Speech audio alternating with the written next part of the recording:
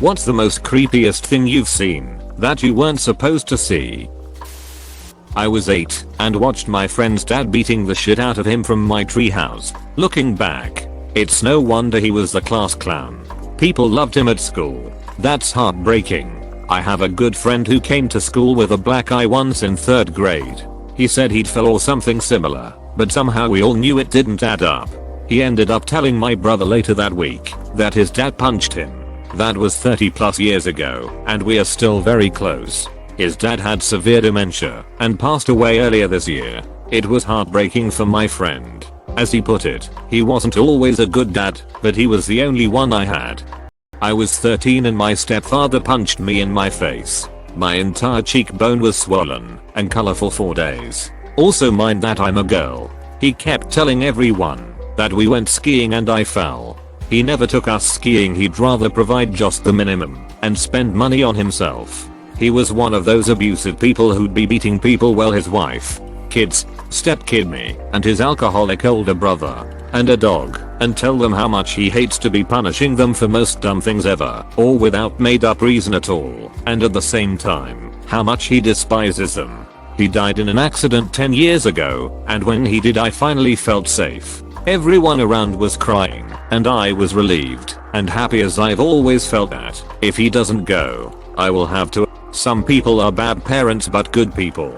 Other good parents but bad people. But ones like this, bad people and bad parents, don't deserve a single tear at their funeral. When I was growing up, my mom and dad were shopping for a new house. We went to a new construction neighborhood to take a look. There was a model that my mom liked, and the sales lady said there was one being built down the street. It was about 50% done, but we can take a look to get an idea of the space. So we all hopped into the sales lady car and went to go look. We got in the house and she started to show us around. We went upstairs, and in the 2nd floor bedroom, there was a guy fully nude and furiously masturbating away. I'm 100% sure he heard us coming as the house was empty and our voices were slightly echoing as we moved around. My mom screamed. The sales lady screamed. My dad said WTF. I was just hysterically laughing. The guy grabbed his clothing and just ran past us and out the house. When I was 15, me and a buddy were hiking along the Merced River to our fishing spot when we were stopped on the path by 3 guys with bull caps and bandanas covering their faces and holding shotguns. They told us to turn around and go back, which we did without question. Was very strange, since we'd been down there dozens of times and had never seen them before or after this.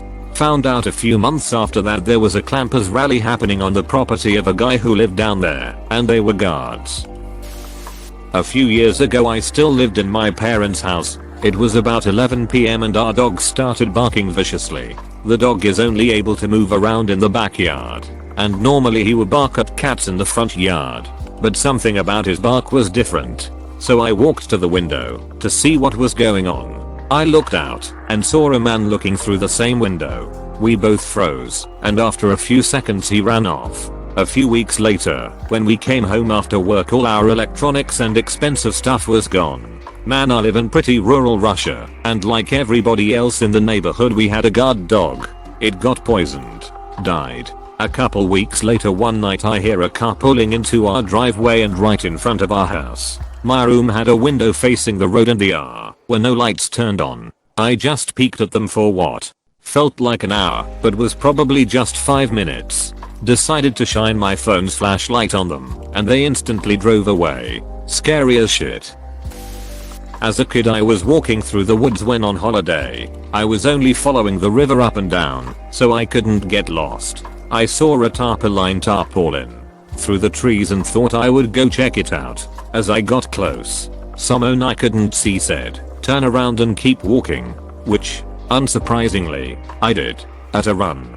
When walking back along the river the next day, the tarp was gone.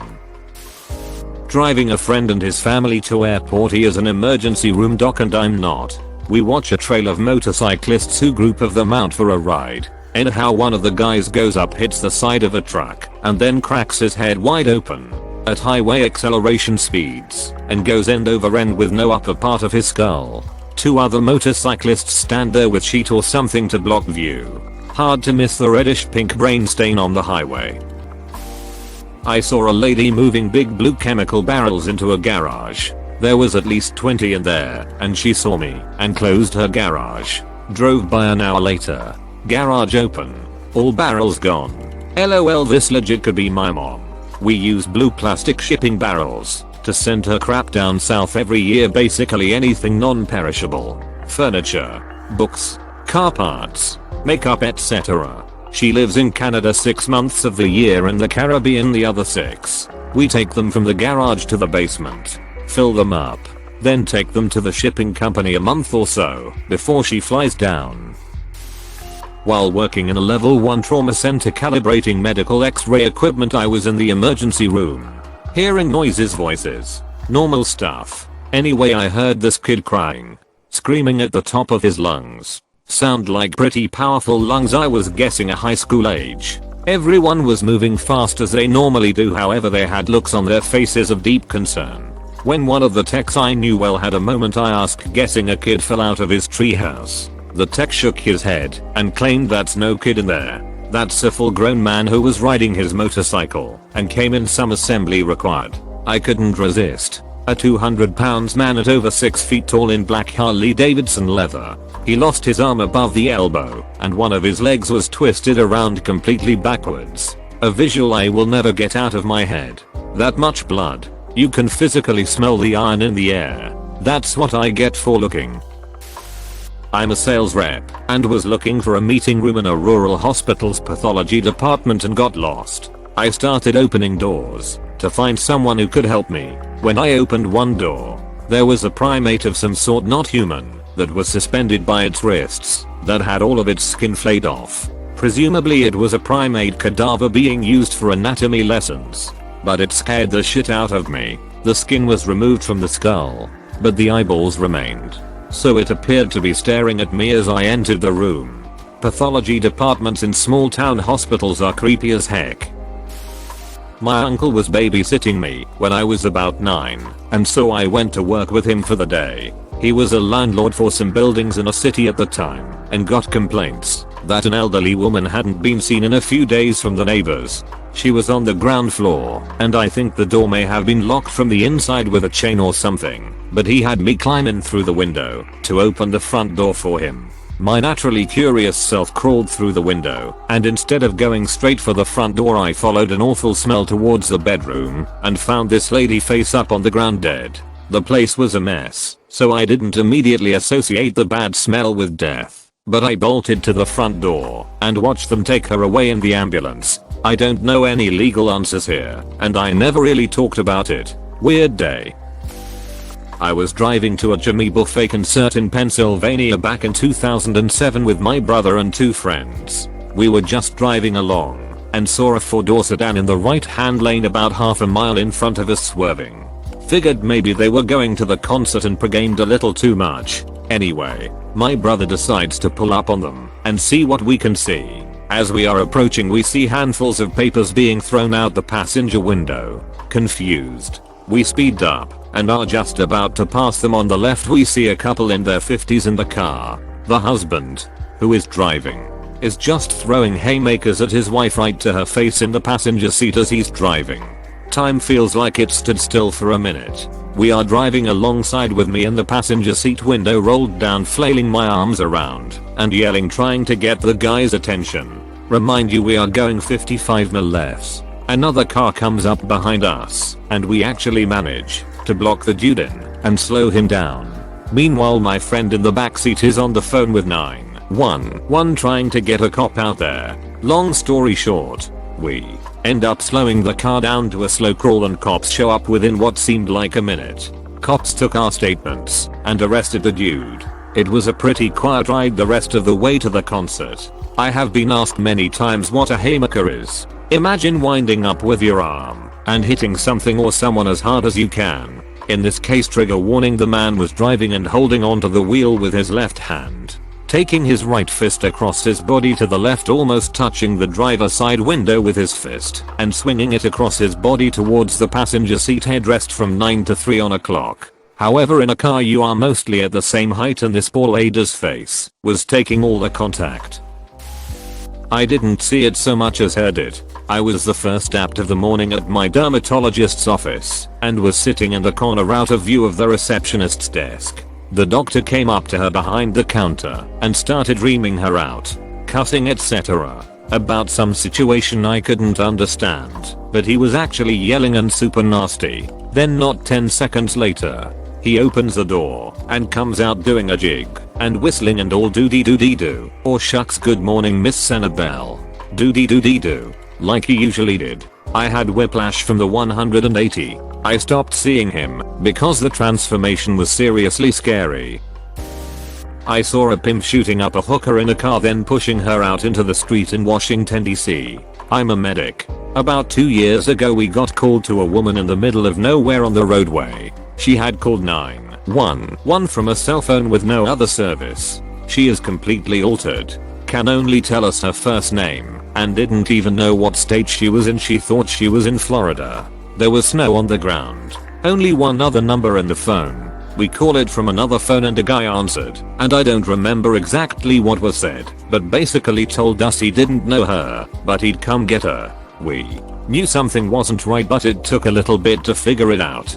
After a little bit I realized this girl had been trafficked, and they were done with her. They shot her up with some drug cocktail and dumped her on a rural road in winter. We took her to the hospital and no one had any idea what to do with her once she was treated. Later found out a woman showed up claiming to be her friend and wanted to take her. Hospital wouldn't let her thankfully, and police sat with the patient for protection. This happened a few times in the next month. Someone was cleaning house. Never found out any more beyond that though. When I was little, me and my family lived over 20 kilometers from a city in the woods. We had a nanny stay with us when our parents were away. Once when only me, my sister, we were around 8 years old and nanny were home. While playing outside we saw a bunch of people emerge from the forest nearby and walk slowly like zombies towards our house. They tried climbing the fence, but they were too out of it to accomplish such a task.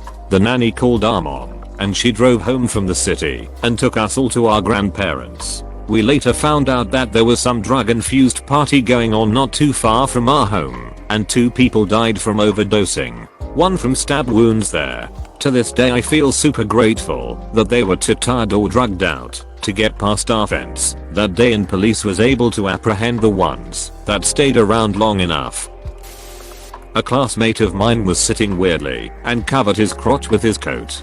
He's acting weird, so I asked him if he's okay, and it turned out that he was jerking during the math class. Not sure whether it's hilarious or creepy. A little bit of both maybe. His awkward smile is both disturbing and funny. When I was in middle school back in the very early 80s, a kid in my school got caught jerking in class. They sent him to, I swear kids would walk outside the classroom playing Michael Jackson's Beat It on their boomboxes. It caused so much commotion they eventually sent him home for out of school suspension. When he finally came back, even the shop teacher called him Stroker Ace. I honestly felt sorry for him because that followed him all through high school. Edit ice in school suspension. I was working in an office at the bottom of an apartment building. I was out having a smoke between phone calls, and I heard a noise from above, and I looked up to see a middle-aged woman coming straight down. I put my back against the wall and just watched the impact as it made a sound I'll never forget. I walked up to her to see if there was anything I could do, but I knew right away by her color and pool of blood forming beneath her I couldn't, so I ran in and called 911. Police arrived and I filled a report, closed up the office and went home. The very next morning on my way to my other job I saw a person walking on the side of the highway. Maybe 10 minutes later I heard on the radio a pedestrian was struck on the same highway I was just on. So yeah, that was pretty weird. Thanks for watching.